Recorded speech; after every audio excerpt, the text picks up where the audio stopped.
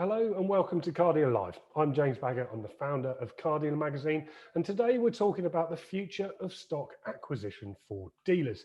Now, getting hold of used cars at the right price is vital to a dealership's success, and my guests today are going to help me explore how that's going to change in the months and years ahead. Please welcome Motorway CEO Tom Leathes and Sales Director James Bush. Good afternoon to you both. Hi, James. Afternoon, James. Nice to see you. Thanks ever so much for giving up your time. Now, for those of you who don't know, Motorway helps dealers buy used cars directly from private sellers in daily auctions. They're just 3 years old, and the company helps private sellers list their cars and then offers them to dealers in exclusive online-only auctions. Tom, hopefully I've explained it there, but maybe you could give us a little bit of background as to where the idea for Motorway came from and how it works. Sure. Thanks, James. Yeah. The idea for Motorway really came from an early understanding of what happens in the car industry with the number of times that used cars move between different parties. And there were sort of two things that we saw looking at this market that we felt needed to change. The first was that we felt like it should be done online, that physical auctions and offline acquisition was highly inefficient and time consuming, and that more of that should be done online. But the second was that used cars move between a lot of parties, and that means value is lost along the way. They move from a seller to a dealer to an auction to another dealer to a trader and often another dealer before the final driver. And in talking to dealers, we understood that actually the stock they want the most is privately owned stock, low mileage, high spec, well looked after cars, and these are really hard to get hold of. And so what we do is we help private consumer car sellers to understand the value of their car. We help them profile the car, and we do very detailed work with them to get that car profiled, including very detailed photos, service history, damage, and so on. And then it goes into an online auction, online-only auction for our dealer base, and who have exclusive access to these cars, and they can bid for the cars, and we have fresh cars going in every day. And so we've grown very rapidly. We started, as you say, just 3 years ago. We're now a team of 130. We've almost tripled in size since the start of the pandemic, so it's been a crazy year for us, as I know it has for you. And now we have over 3,000 dealers signed up and using the platform. It's a really exciting time now, because I think a lot of the stuff we were banging on about before COVID has really been accelerated over the last 12 months. So these specific things around changing the way in which cars are bought to be done online in a much more efficient way, but also actually changing the infrastructure. So instead of going through lots of different places, let's connect dealers directly with the best stock, with no one in the middle, to make sure they get the best price, the best cars at the best price. Tom, tell me a little bit about your background and why you've launched Motorway. Sure. So I've been working in the internet industry, I guess, since I left university. So I had 4 startups before Motorway, and I'd always been excited about the car industry. And when it came to looking at what I wanted to do next, it was always about the car space. But I wanted to find a really big problem that we could solve. It's obvious that this is a big industry, right? But the question is, how can you make something 10x better than what exists beforehand? And we really felt that this whole concept on the consumer side of selling a car being an extremely difficult job, with compromise at every turn, and consumers don't enjoy it because they feel like they get a bad deal.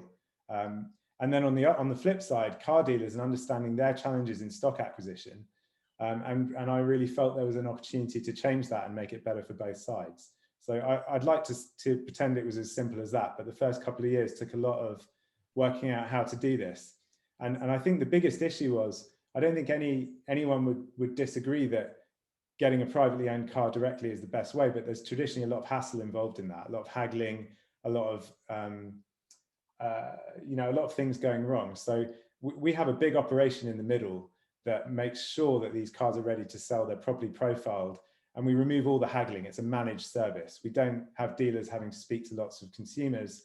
It's run in such a way that they can use it almost like they do a traditional auction, but they're actually getting directly to the source. Now, James, there's a lot of dealers out there that sort of have hit on the fact that they know that getting hold of stock from consumers is a good way of doing things, isn't it? You know, you see adverts from used car dealers saying, you will buy any car, or we'll buy your car. You're effectively supercharging that, aren't you? And offering it to many different people.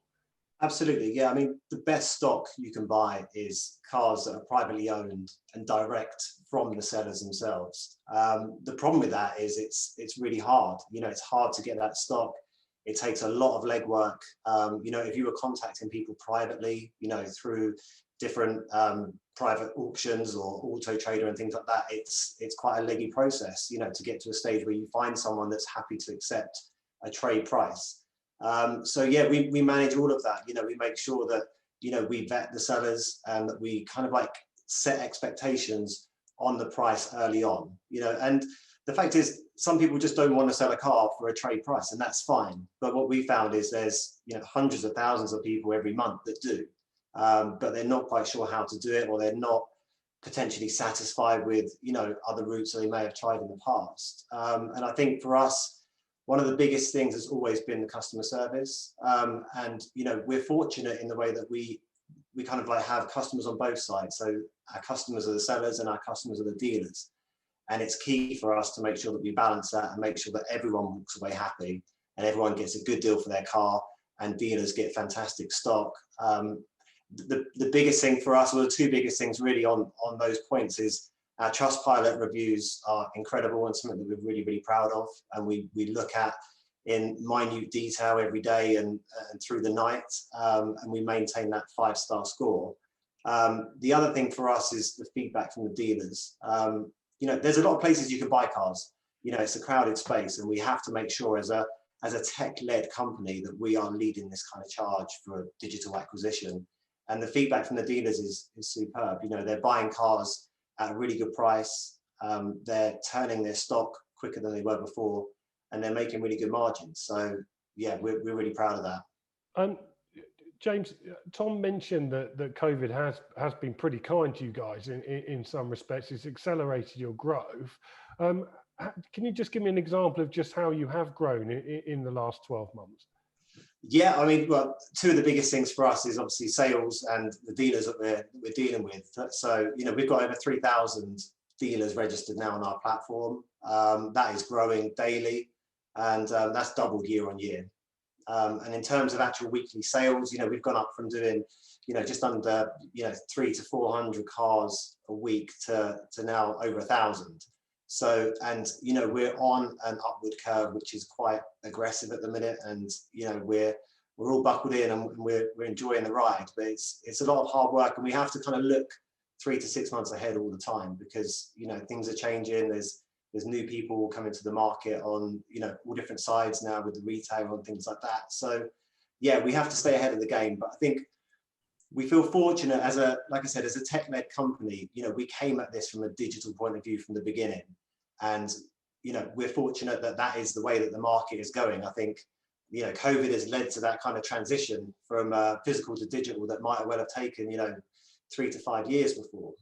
So the fact that we came in at that stage with the base of a digital platform has been really, really good for us.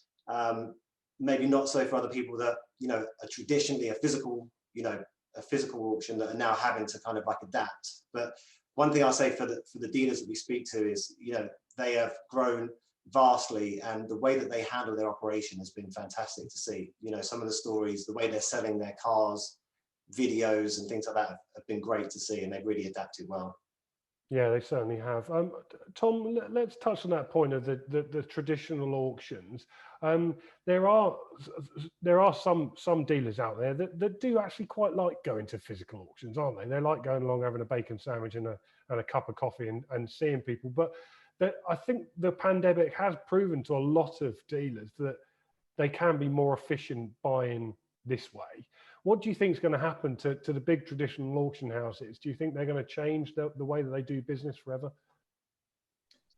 I mean, you know, no one knows, but I think what you can definitely look at is that in the past, when things move online, they don't go back, right? And I think if you look at the traditional auctions, and this, you know, I don't want to overgeneralize here because I know a lot of companies are doing lots of different things, but I do think there is a big sort of Frankenstein situation going on now where you've got physical auction infrastructure being videoed and placed online. It's like a sort of simulcast or whatever.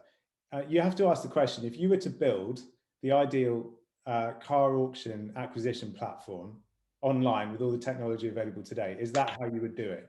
And the answer is no, of course you wouldn't do it that way. It's hard to see the profiles of the car. It's not built for purpose. And so I think it is highly unlikely that it'll go back to how it was. But I also think it's very difficult for the traditional auctions to fundamentally shift the entire platform. You know, if you look at other industries where similar things have happened, let's take Blockbuster Video.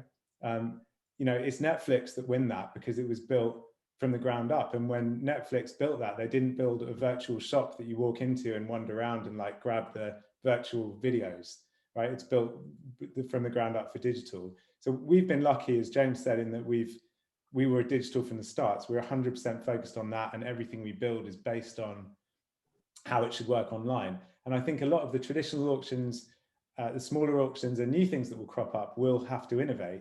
It may be harder for those with lots of infrastructure already in place to make that shift. And I think that is playing a lot to the moves we've seen from dealers to us. And it's also completely changing the way they're doing their own retail and their own operations.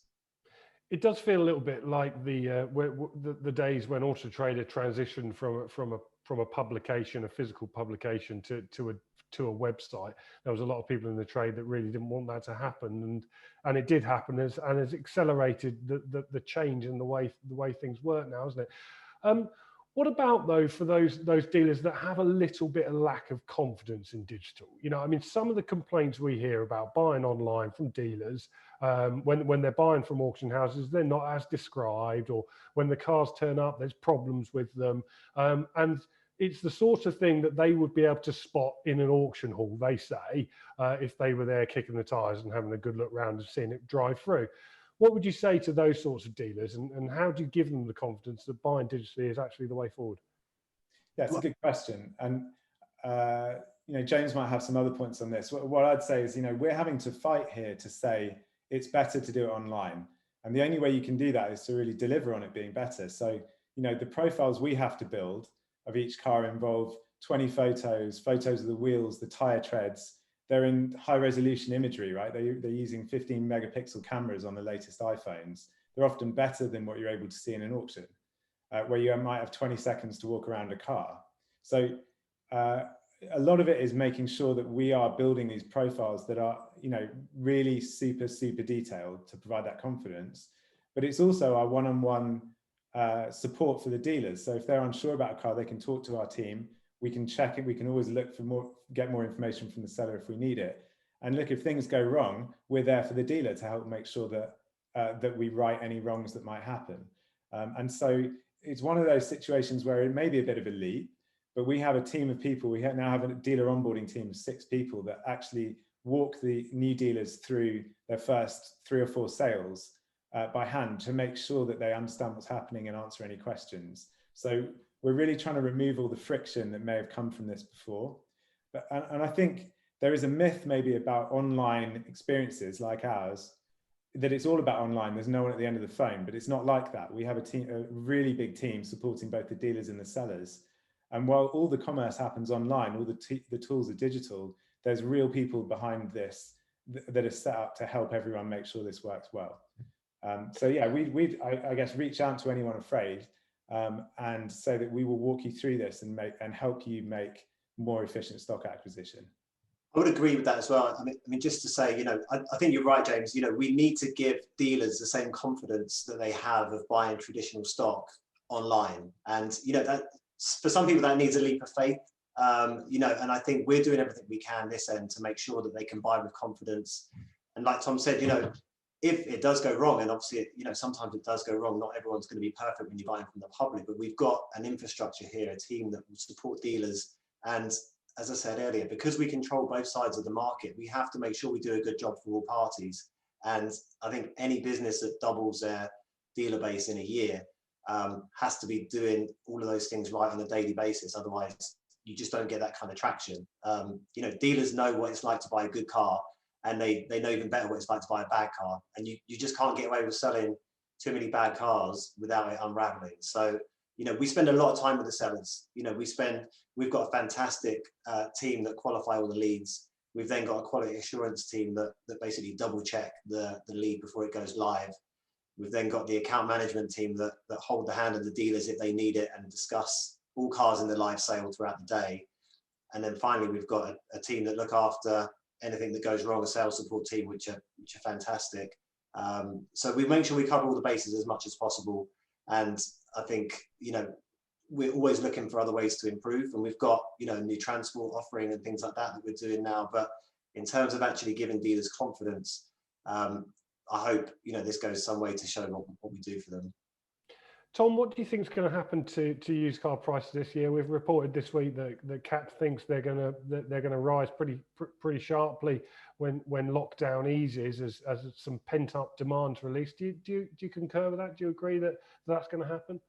Definitely. I mean, we've seen this has been one of the strongest periods for used car demand, despite all the problems of lockdown and everything that brings. And we can't see that going any other way than continuing. As retail begins to open, I mean, we're sort of busier than we've ever been, but a lot of the dealerships are still unable to fully trade. So yeah, we are very much gearing up for that happening. From a, you know, the new car side is also quite constricted, remember, through all of the, you know, supply chain issues that COVID's caused. So that also drives more demand through into the used car space. So with all of that together, it does feel like we're in for a really interesting year ahead, and I can't see prices getting hit hard. And James, what's hot at the moment? What's really selling on the site? I mean, for us, it's the lower end cars. So probably sub 8K is really key. I mean, I think a lot of people have just completely transitioned away from obviously public transport now. So, you know, we're finding a lot of people that would use that before didn't really need a flash car, but they need a car that's kind of like nice and reliable. The lower end stuff is doing really well. I mean, it's, you know, they're fetching good prices. The other thing for now, obviously, is, you know, sports cars. You know, we are finding a lot of sports cars are doing really well, and I mean, also supercars. So I think a lot of people have saved a lot of money through this lockdown and the previous 2 lockdowns. You know, they haven't been able to go on holiday. They've probably been at home with, you know, their family and the kids up until this week. So, you know, they're treating themselves. And we are, I mean, some of the cars that we get through are unbelievable. The spec on them is unbelievable, but the prices that they go for is incredible. The sellers are really happy. The dealers are obviously making really good margin on those cars because they're so well spec'd that you could pretty much name your price when you're retailing them. So yeah, sports cars are definitely hot now, and with the emergence of the sun coming out again has been great. So that's really helped. You must be pretty tempted to put your hand in the pocket and buy some of them yourselves. Daily, yeah. Daily. You have to try and get out of that, because otherwise you spend all your time looking at the cars. And Tom, what's next for the company? You've had 3 years of supercharged growth. What's next on the horizon for you?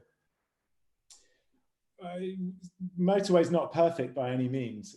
For dealers, is still, you know, there are still things that we can make easier for dealers, and so that's really where we're investing. It's all about how can we make things easier for dealers. We're releasing new products and new features all the time to give them more power, more control, more personalization. But a lot of it is around adding things that make it easier to do bulk purchasing, for example, rather than having to buy each individual car and arrange transport for it, to enable them to buy 10 and then we'll handle all the rest and they can all arrive the next day. And so it's building all of that infrastructure to make it feel completely seamless, and hopefully get them to forget that it's anything to do with private sellers, and really it's just about getting the best cars at the best price. We'll handle the rest. And that's not easy to do, but for the rest of this year, along with continuing the growth, it's about adding in all of that to make it as easy as possible for our dealers. And James, for any dealers interested in hearing more, how can they get in touch with you? Yeah, I mean, get in touch with any of the team. I'll leave my details in here later on as well, but like by phone call, by email. We've got a big advertising campaign as well that's running at the moment, and we've also got a large transport incentive that's running at the minute. So any dealer that's bidding throughout the auction that wins a car at the reserve price or more actually qualifies for 50% off every transport on that car, which has really helped. So we're doing a lot of work with messaging this out to the dealers, and we have got open arms for new dealers to come on board. As Tom said, we've got a dedicated team now, an onboarding team that kind of hold their hand through the first handful of transactions, and just to make sure that they understand what we would need from a dealer to make sure that the other side of the market, the sellers, are happy, and also how to get the best stock acquisition through us. So yeah, we're always looking for new dealers and happy to talk to them. Superb. Well, thank you very much for giving me that insight into the business. I wish you the best of luck for this continued growth, and it's been really nice to chat to you. Thank you. Appreciate it. Thanks a lot, James. Great stuff. Nice to see you both. Okay, so thanks to the Motorway team there for telling us all about their exciting business. For more Car Dealer Lives like this one, you can log on to cardealermagazine.co.uk and click on the Live tab at the top of the page. I'll see you next time. Thanks for joining us. Goodbye.